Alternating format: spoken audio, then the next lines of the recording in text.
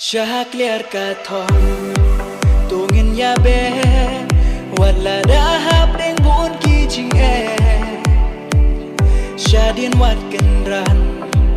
haban dawai hadu banyo ya umau nenai tungin tre shitom ngin minot thom kenang bangin poi syakliar ka jingjom bungkut kiu barit lam jingkus lain kum tangi ru nang penjanai kijing tenju babun hajing em kiwan telun yen tungin om kenran syajing job uleyangi unyala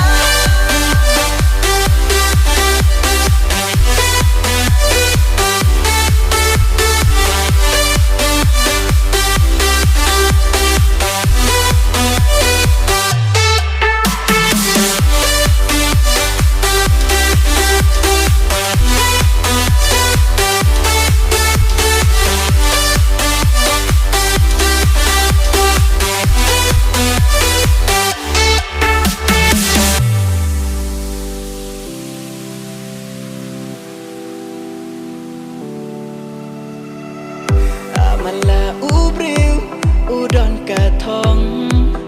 tang babon sien kam la ban urlong tang shuan ching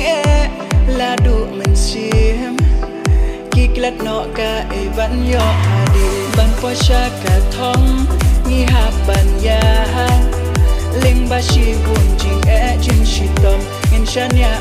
lei long kat balong